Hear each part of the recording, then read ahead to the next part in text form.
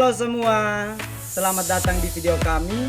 Kami mahasiswa dari kampus STKIP Sinar Pancasila Betun, Prodi Pendidikan Geografi semester 2. Kami membuat video ini untuk memenuhi tugas mata kuliah hidrologi dan praktikum.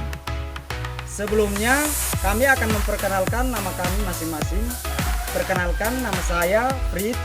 Saya Heni. Saya Rifandi. Saya Ari. Saya Firmi. Saya Lando. Saya Niko. Saya Kristen. Saya Paskania.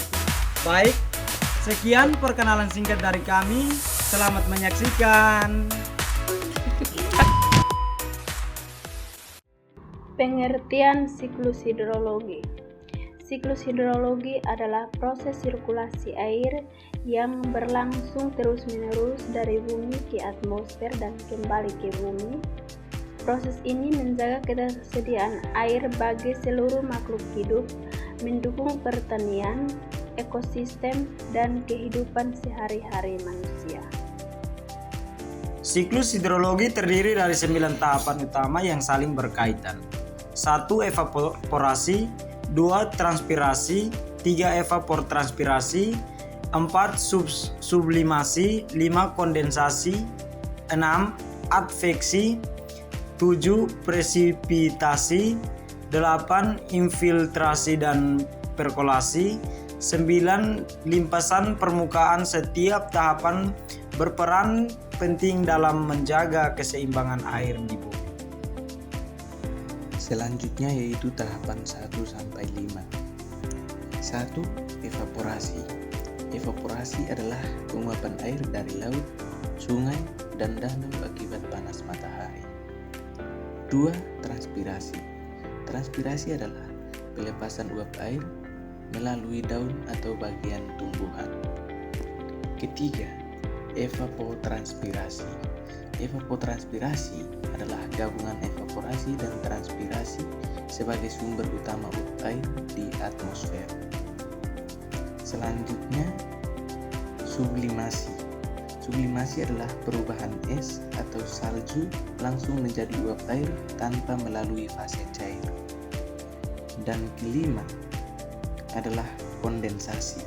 Kondensasi adalah pendinginan uap air di atmosfer menjadi titik-titik air yang membentuk awan dan kabut. Tahapan ketiga. Tahapan yang pertama, adveksi, yaitu pergerakan awan dari satu wilayah ke wilayah lain yang dibawa oleh angin.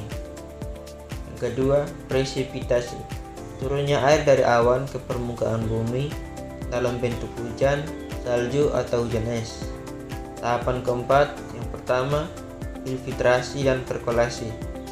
Air hujan meresap ke dalam tanah dan bergerak menuju lapisan air tanah.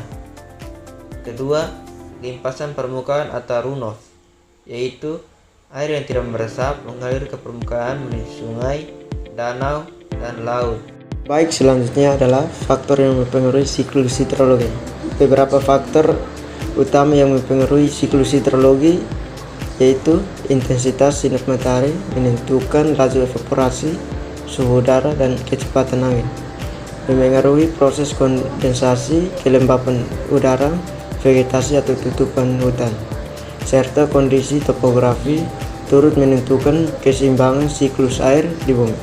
Yang berikut dampak jika siklus terganggu. Yang pertama, kekeringan dan banjir ganggu siklus hidrologi, menyebabkan distribusi air yang tidak merata, sehingga beberapa wilayah mengalami kekeringan parah, sementara wilayah lain dilanda besar banjir yang merusak. Yang kedua, kurangnya cadangan air tanah, rusak ekosistem dan krisis air bersih. Resapan air berkurang drastis, habitat makhluk hidup terganggu, dan ketersediaan air bersih bagi manusia, hewan, serta tumbuhan semakin menipis. Upaya menjaga siklus hidrologi. Yang pertama, menanam pohon rebasasi dan mengurangi penebangan hutan untuk menjaga tutupan vegetasi, menjaga daerah resapan air agar air hujan dapat meresap ke dalam tanah dengan baik.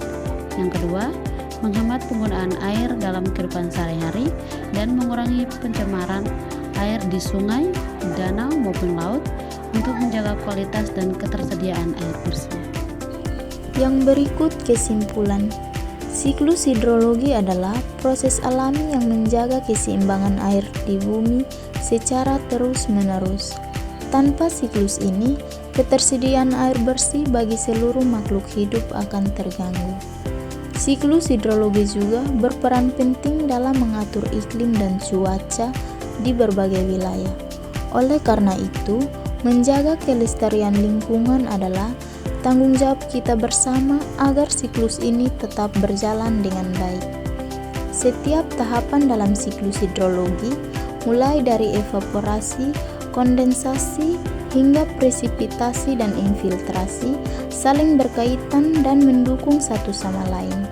Gangguan pada satu tahapan dapat berdampak besar pada keseluruhan siklus. Dengan memahami siklus hidrologi, kita diharapkan lebih bijak dalam memanfaatkan dan menjaga sumber daya air demi keberlangsungan kehidupan generasi mendatang.